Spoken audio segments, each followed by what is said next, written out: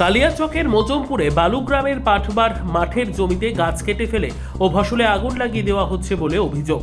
জমির মালিক আব্দুল মালেক রবিবার সকালে জমিতে গিয়ে দেখতে পায় প্রায় 7 বিঘা জমির মেহগুনি ও লাম্বু গাছ 100টির বেশি গাছ কেটে নষ্ট করে দেওয়া হয়েছে। সেই সঙ্গে খামারে মজুত করে রাখা মাসকালাইয়ে আগুন লাগিয়ে পুড়িয়ে দেওয়ার অভিযোগ উঠেছে।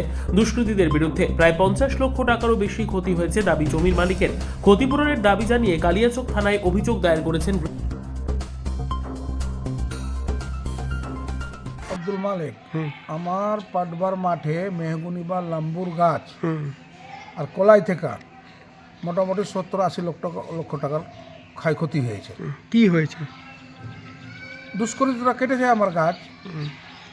কতটা গাছ কেটেছে? গাছ 150 কেটেছে আর সব মিলিয়া। এই কলাই ছিল, কলাই টলাই লিয়া 70-80 লক্ষ টাকার মাল নষ্ট হয়েছে। কলাই নেই আর গাছ থেকে। কলাই কিভাবে হয়েছে? কলাই পুড়িয়ে দিয়েছে আগুন দিয়ে। কলাই খেয়ে মারার জন্য এক জায়গায় পালা করে রাখানো ছিল, কলাইটাকে পুড়িয়ে দিয়েছে আগুন দিয়ে। আর গাছগুলোকে? গাছ এতটি 1 কোমর উঁচা থেকে কেটা সবটিকে ফেলে দিয়েছে। কারা করেছে জানেন? মতিউর শেখ